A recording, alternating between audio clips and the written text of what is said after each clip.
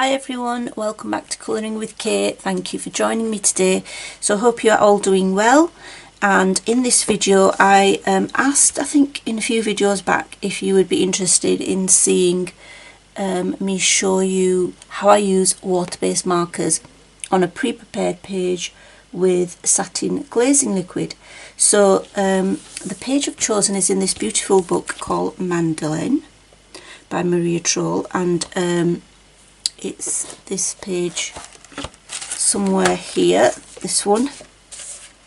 So this is a page that I'm hoping to do. It's already been pre-prepared with satin glazing liquid.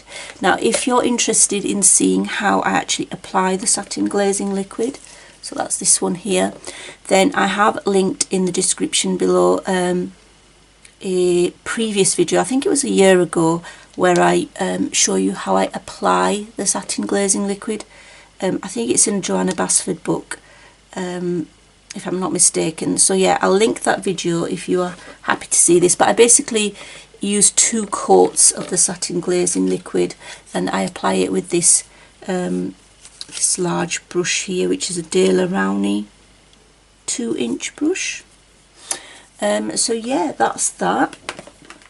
So I'm just going to show how I use some water-based markers. Now I've just thought, because I mean I've tried to prepare myself beforehand, but I've forgotten. But yeah, I've got a book here to just show you where I actually have used water-based markers, and then, you know, on satin, on a pre-prepared page with satin glazing liquid. So this is Rita Berman's gorgeous book, Mein Reise de Europa, and this was a page I completed in April. So yeah, this on particularly on the shape, on the flowers, on the tulips, I have used water-based markers, and it's come out really nice. So yeah, that's an example of a page that I have done. There are other pages that I've done as well, but that one comes to mind because it's more of a recent one. Now what kind of water-based markers could you use? Well, I think you've got to be careful, because in the past I have used, just to show you, I'll just put the book out of the way for the moment. I have used these fine liners, which are the Staedtler, and the nib is very delicate. It's quite a delicate nib, I don't know if you can see there. So it's a metal clad nib, and even though the satin glazing liquid is fairly smooth compared to gesso, I think it would damage it, and it has sort of damaged some of my pens. So I wouldn't use, you know, the Staedtler Tri Plus in there, because I think it will damage them. I mean, you can also blend similarly with gel pens and get a similar effect as well. So gel pens are another another potential. So I wouldn't use pens like that.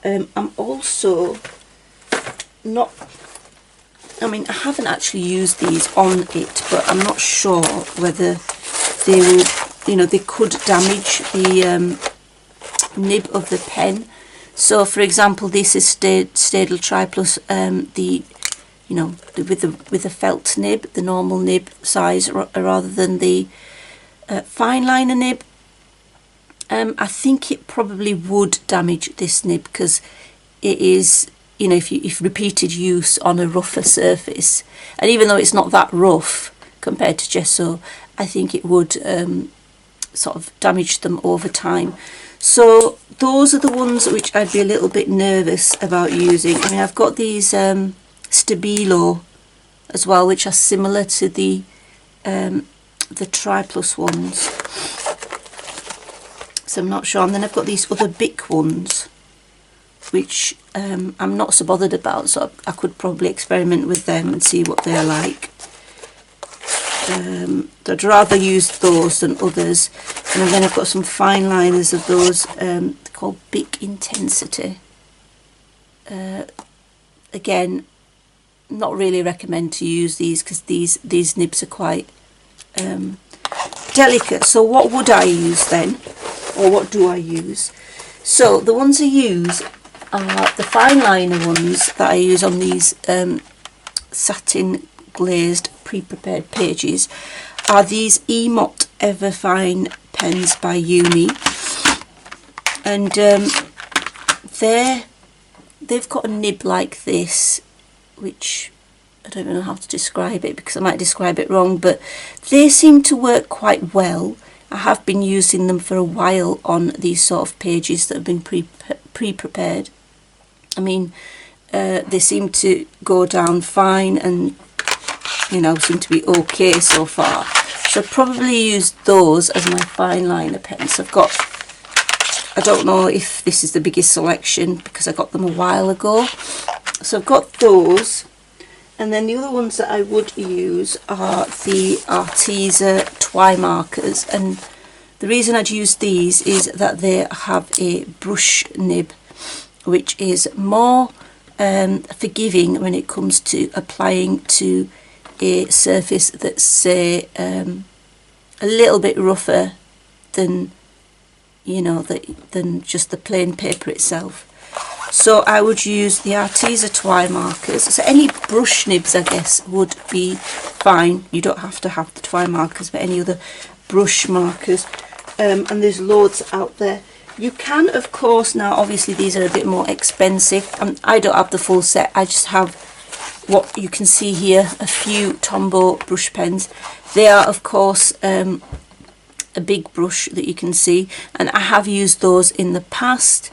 If I bought a new set of Tombow brush markers, I'm not sure I will, but if I did, I probably wouldn't use those just because they're expensive pens, and I don't want to risk damaging them. But I have used these ones on pre-prepared pre-prepared satin glazing page, and they have been okay as well because they're brush pens. This is just the 48th set, I think, the initial set that I got of the Arteza Twi markers. So those are the sort of pens. So any pens which are, I guess, brush nibbed would be better, but the Emot ones work quite well. Excuse me, I feel a bit sniffly today for some reason. Got blocked nose for a few days, and I don't know, I hope I'm not coming down this summer, but knowing me, I probably am.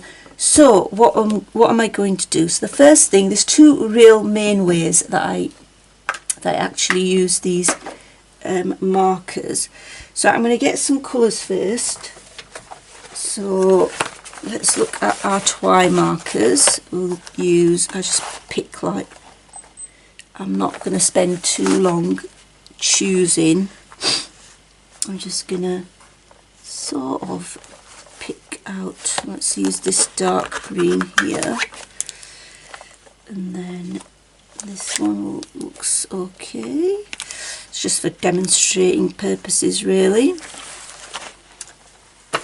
So I'm just going to try these on the side. Now what I find is they do come out lighter on a pre-prepared page than on a non-pre-prepared page. So I'm going to bring you in closer as well, and we're going to do these leaves here with our Twi markers.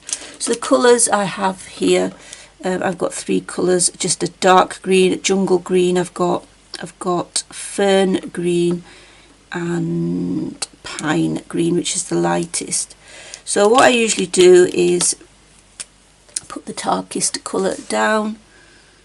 Let's see, am I on camera just a bit further up?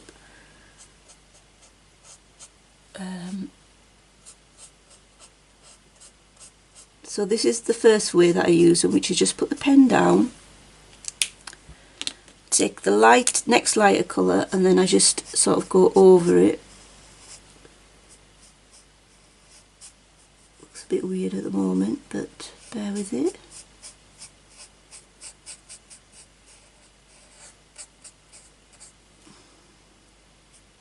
And just, you can actually, the ink stays wet on the page for a while because of the satin glazing finish. So what you can do is just blend on it, and in fact you've got to be careful and try to work, if you're right-handed, it's easier to work from left to right so that you don't smudge anything. So that's something else to bear in mind. You've got to be careful. If you put your hand on here, it will lift the ink and smudge it, which is something that you don't really want. So yeah, that's looking okay. Let's do this one here as well.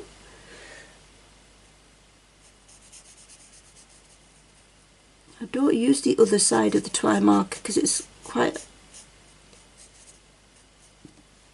a fine area.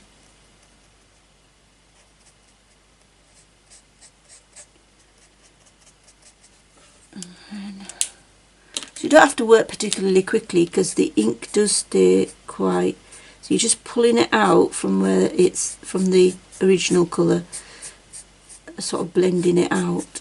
It is quite satisfying to colour like this. I do apologise for sounding a bit croaky. It's just, I don't know, it's not been too long since I've actually got up, and I am feeling a little bit under the weather. Then again, there's always something wrong with me. It feels like that. But yeah, I usually sound croaky anyway, so you're probably used to it if you watch my videos.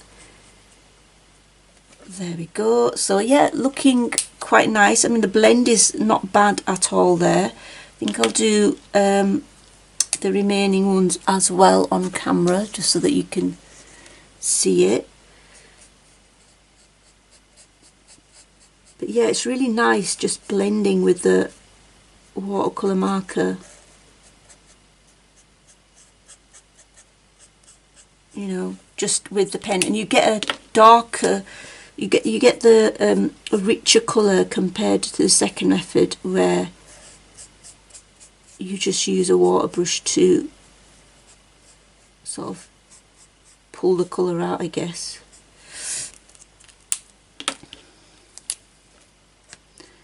So what are you guys colouring? I'm not going to make this into a proper colouring chat because I'm going to film that straight after I film this one. But how are you doing? Hope you are all okay. What are you colouring at the moment? But yeah, this is, to me, this is a way to whoops, nearly dropped the top. This is a way to speed up your colouring and being able to use your water-based markers, you know, to blend really, because you can't really blend them on paper. But when you've prepared your page, it's much easier. Right, so lightest colour now, and again go on to the, and then just feather in, just to gently, you know, gently pull the colour out, and then you get a half decent blend. There we go. Right, so I think that looks quite nice actually, and I'm quite fussy. So yeah, that's not looking bad at all. So the other way, so I'm going to do the rest of my, you know, green grass type thing as well with those pens. And the best thing I like about this, like I said, is that it's really satisfying blending on the page. Just, it's, you know, with a marker, and it works really well. So it's really satisfying with that. And the second thing, it takes less time to do this. So now I'm going to show you also using the, so this time we're going to use these fine liners, so the Emot fine liners. I'm going to do this plant, well, it's flower, isn't it? So we're going to use, let's have a look, whoops. I could have chosen the colours, but I just did not have time to do everything that I wanted to beforehand. But nevertheless, it's alright. Shouldn't take me too long. Right, so what we're going to try, I've chosen 3 colours here.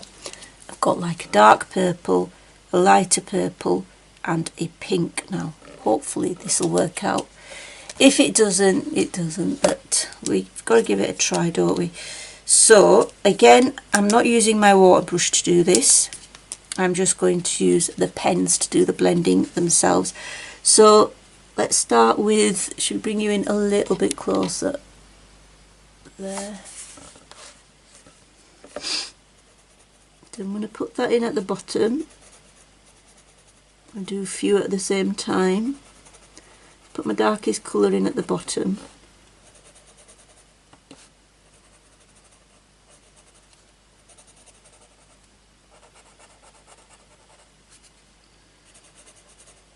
Then I'm going to get my lighter colour.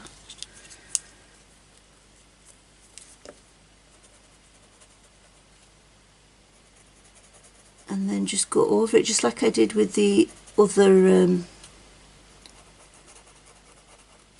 with the twine markers. I mean, I'm not really showing you a particularly difficult thing here. I don't even see it as a technique really. And then now the pink, and like I say, just go over the previously applied pen and just feather your pen outwards so that there's a blend, and just pull it out like that. It's very satisfying to blend like this though. It's very relaxing.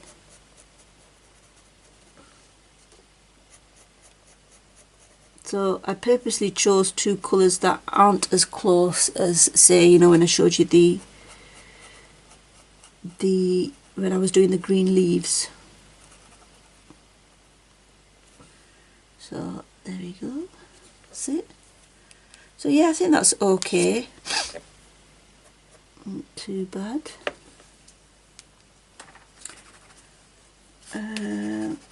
These 2 purples are actually not that far apart in terms of darkness, so I should have tried them out on a bit of paper first, but yeah, that's not too bad. So I'll just do some more here just to show you.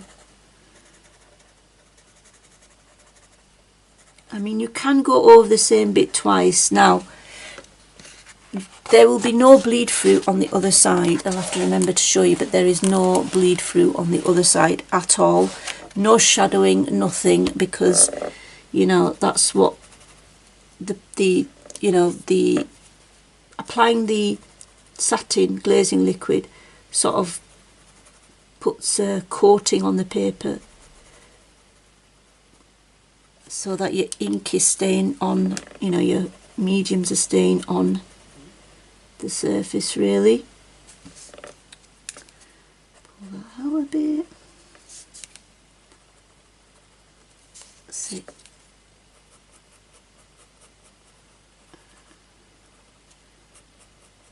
So yeah, so directly blending, this is the first way that I use the water-based markers, is, and I shall finish that off later, directly blending with your chosen colours on the actual paper that you've pre-prepared. The other way that I could do it, or that I have done it in the past, is where, I'll just bring you out a little bit, where I have applied the ink and then used a water brush, of which I've got this lovely Derwent brush here, a fine one, and so I'm going to show you how I do that. So I'm going to use a twine marker again, just because it's going to lay down more colour, so bear with me a second or more. So I've got that colour and that colour. So I've got 2 colours that I've chosen, which just got these 2 colours that I've chosen. This one's probably a bit better. Right, so I've got a really dark one. Shadow, it's actually called, is it Shadow Black? It's quite dark, that one. Shadow Black, and then I've got, I didn't realise it was a black, but there you go. What's this? Moss Green, which is my lightest, I think. And then I have this one, which is Olive Green. So yeah. So what I'm going to do is use my Shadow Black, and I'm going to bring you in closer so that you can actually see what I'm trying to do. So let's put the book there and bring you in even closer. I'm going to try to do these leaves. So I'm going to put the Shadow Black right at the base of the leaf here.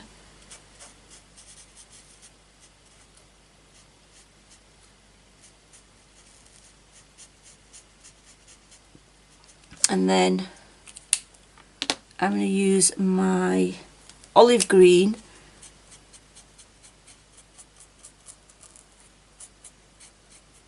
just sort of blending into it a little bit, or just extend it just a little bit further, but I haven't gone over the olive black because you can still see it. I can see on my viewfinder that you can still see that that's there. And then the lightest colour here, which is my Moss Green, I just put that at the top. So I'm not really merging one colour into the other, I'm just adding it next to it. And then what I do is use my water brush like this and sort of just merge the colours and pull them out. Wipe that off. I haven't gotten, and I haven't pulled, I've really only pulled the lighter colours upwards like that. But there's no reason why you can't make it, you know, pull more of the pigment like this third leaf that I'm doing. That's what I'm doing with that, because that one there is rather light. I don't want it that light really. So I need to pull out a bit more of the pigment really. Now the good thing about this is you can let that dry and then go back onto it later. You know, put more pigment on afterwards as well if you want. You do get a, you know, a nice blend like that as well. So I'm going to do the same here, just put in a bit of my darkest colour, and then is it the olive green? Yeah.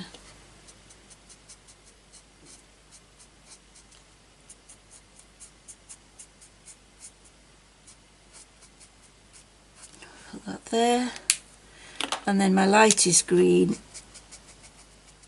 I mean, you can colour half of the image like this. You can actually put your colour down on half of it if you want a sort of a darker blend. So if I pull it out all from the bottom and pull it upwards, you'll still get a nice blend. It's not as vibrant because you've sort of diluted the pigment. It's not as vibrant as if you go and just blend with the pens on the page. But it's a nice way. Can you see these leaves are darker than these ones because I've put more pigment on and then sort of extended it out. But yeah, is this dry now? That's sort of dry, and I can go back and add more colour if need be. So I'm going to add a bit more olive green here because I think I want a bit more colour on the veins of the leaves, and then just blend it out like that. Wipe your brush off when needed so that you don't, so you get a nice gradation. So like that. I hope this is useful to some extent, at least. I hope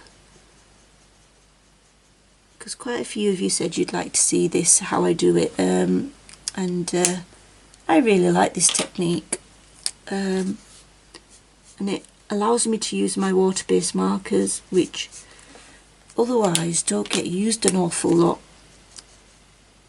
The medium that I use the most is pencil, really, and watercolour pencils as well. There we go. Of course you can even add more colour and go over that, but yeah, that's pretty much how I use, let me bring you out a bit, how I use water-based markers in my colouring book. I know that wasn't a particularly long video, but at least I demonstrated the two ways that I use it, and I think the just bring the book up a bit, I think the effect is quite nice, and it's nice to use markers and blend them on a page, and this lovely medium allows you to do just that. So yeah, thank you so much for watching. I hope you found it useful, and until next time, take care, happy colouring, bye.